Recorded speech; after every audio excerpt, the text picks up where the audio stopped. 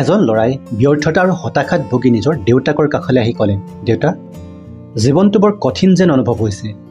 চাৰিওফালে কেৱল জটিলতা দেখা পাইছোঁ।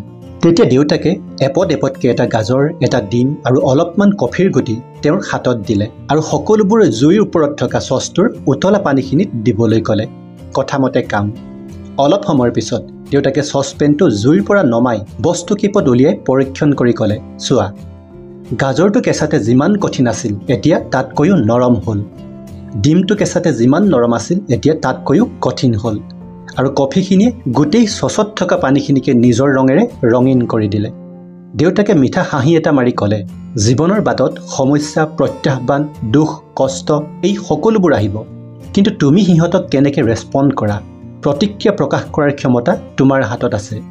সিহঁতৰ সংস্পৰ্শত তুমি গাজৰৰ দৰে নৰম হৈ যোৱা, ডিমৰ দৰে কঠিন হৈ যোৱা, নে কফিৰ দৰে সকলোকে নিজৰ ৰঙেৰে ৰঙীন কৰি লোৱা, সেইটো নিৰ্বাচন কৰাৰ অধিকাৰ তোমাৰ হাততে আছে। চ' মৰেল অফ দ্য ষ্টৰী হৈছে যে জীৱনলৈ দুখ, কষ্ট আৰু সমস্যা আহিবই। তাক আপুনি নিজৰ মাজত কিদৰে সামৰি লয়, কেনেকৈ একচেপ্ট কৰে, সেইটোতহে আপোনাৰ আচল শক্তিটো লুকাই আছে। যদি সকলোবোৰ আপুনি পজিটিভলি একচেপ্ট কৰিবলৈ শিকে, তেনেহ'লে তাৰ মাজত থকা সুবিধাবোৰ দেখা পাব। Stay positive, stay happy. এজন ল'ৰাই ব্যৰ্থতা আৰু হতাশাত ভুগি নিজৰ দেউতাকৰ কাষলৈ আহি ক'লে, দেউতা, জীৱনটো বৰ কঠিন যেন অনুভৱ হৈছে। চাৰিওফালে কেৱল জটিলতা দেখা পাইছোঁ। তেতিয়া দেউতাকে এপদ এপদকৈ এটা গাজৰ, এটা ডিম আৰু অলপমান কফিৰ গুটি তেওঁৰ হাতত দিলে আৰু সকলোবোৰ জুইৰ ওপৰত থকা চচটোৰ উতলা পানীখিনিত দিবলৈ ক'লে। কথামতে কাম। অলপ সময়ৰ পিছত দেউতাকে চচপেনটো জুইৰ পৰা নমাই বস্তু কেইপদ উলিয়াই পৰীক্ষণ কৰি ক'লে, চোৱা, গাজৰটো কেঁচাতে যিমান কঠিন আছিল এতিয়া তাতকৈও নৰম হ'ল। ডিমটো কেঁচাতে যিমান নৰম আছিল এতিয়া তাতকৈও কঠিন হ'ল।